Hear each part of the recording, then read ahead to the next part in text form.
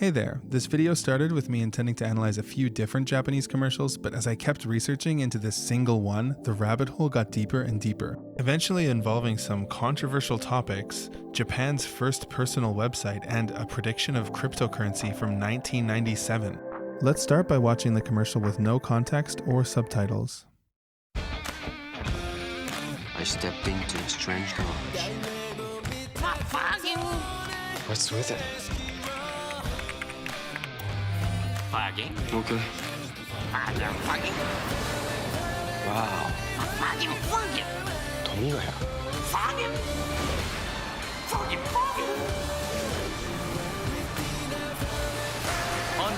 Unbelievable! Digital Garage. I laughed so hard when I heard that at the end. It's not censored, by the way. I had to censor it for the video. The commercial is for an internet business company called Digital Garage. They are massive, owning some gigantic Japanese websites such as kakaku.com, a tech price comparison website, and Tabelog, which is like the Yelp of Japan, basically. The gentleman in the video is Yamashita Tomohisa. He got famous for being an idol in a group called News. It's a Johnny's group, which is a super famous company that operates a ton of different idol groups, named after their founder, Johnny Kitagawa. In Japan, Yamashita is more commonly known by his nickname Yama-P. As a result of being a super famous idol, he also acts in movies and stuff. He's in some recent Netflix thing, and apparently he's friends with Will Smith's son, Jaden Smith. Anyways, he's not just some random guy. Yama-P also recorded the music for this commercial, so when you hear the singing in the background, that's him. The penguin is called Fug King, apparently, spelled as I'm showing on screen. In the commercial, all he does is say his own name, but he is speaking through subtitles. According to his official bio on the website, his name comes from a shortening of First Penguin. First in Japanese is pronounced fasto, and penguin, pengin. So they take the first and last syllable and combine them, fagin. Apparently the first penguin refers to the one that has the courage to jump in the water seeking food first. His bio says he operates the Strange Garage that can navigate time and space, bringing Yama-P to many different places.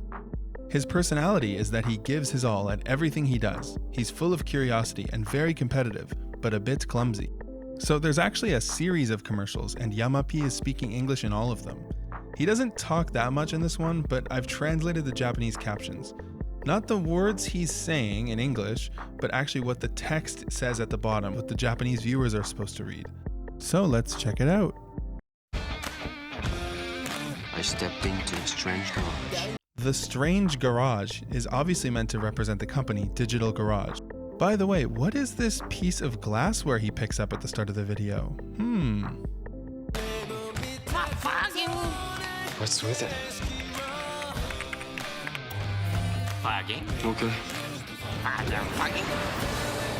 Wow. 富ヶ谷。 Okay, so as you can see, this is where it gets interesting.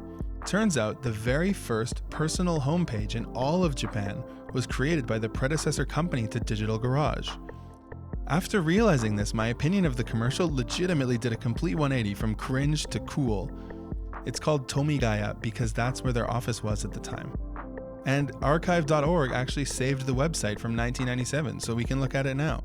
The Japanese version has some formatting errors. They can probably be fixed, but there's an English version, so I'll just show that one. The English website is actually better anyways, for reasons I'll get into later.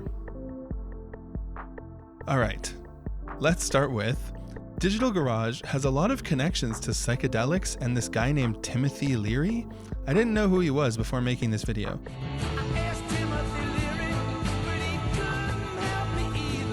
But apparently he was a massive figure responsible for a lot of progress in that community or something. I'm sure you guys will tell me more about him in the comments. They had him on their very first Japanese homepage. Even in 2015, Digital Garage used quotes from him on their credo at events like this. And they still have a quote from him on their website. I actually can't believe that a Japanese company with $1 billion USD market cap has quotes from this guy on their purpose and mission page. Anyways, if you click on his name on their homepage, you get here. The kanji loads completely wrong, but it's still readable. It says, "We all learned a lot from Tim. Click the candles to say thanks to Tim." I guess it's because he died in 1996? This page was first archived in 1997. The images used to be candles, it seems, but they don't load anymore. Clicking on the candle gets you here, where it roughly says, "Happy birthday, Tim. Thank you, Tim. For the rest of our lives, we will think for ourselves. Take care, Tim. See you later," with a whole bunch of candles around it too. Also on their homepage, they have a page called Weird Stuff. Look at the very first link. Now look here.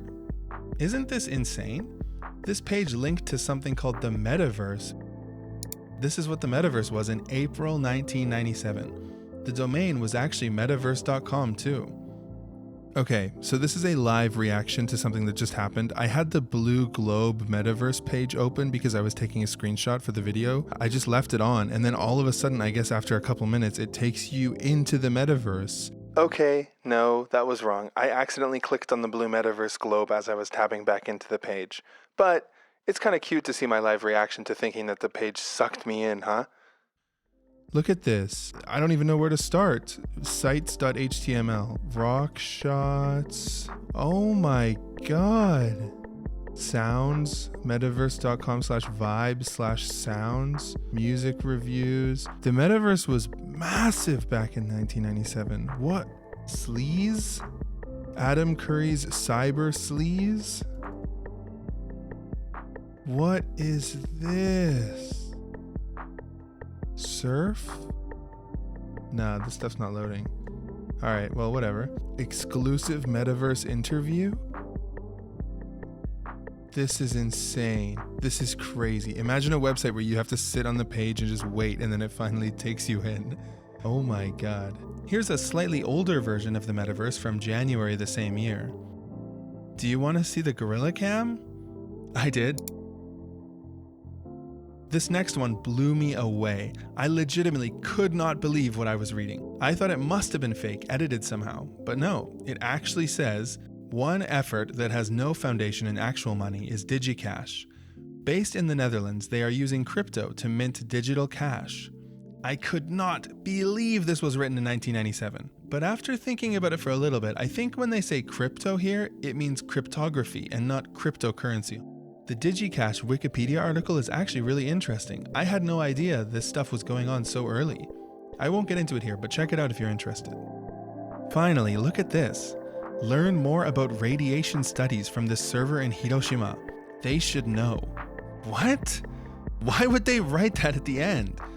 Now I wanted to know what the Japanese version of this page said.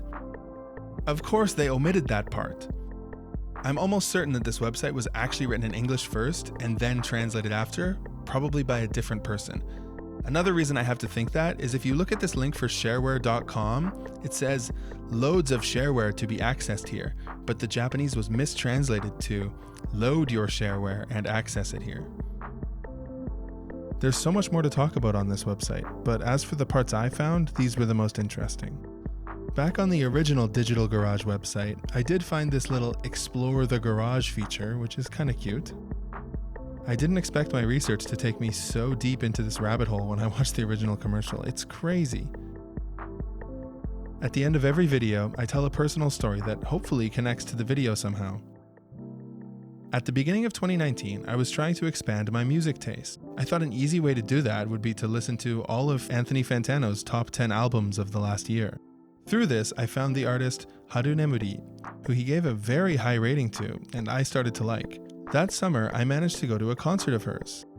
I got some stuff signed and got to talk to her, but there was a lot of other foreign fans there too, and I kinda ended up being the translator, which was fun. Afterwards, I got to talk to her and her manager for around an hour or two about our lives, music production, how her career started, stuff like that.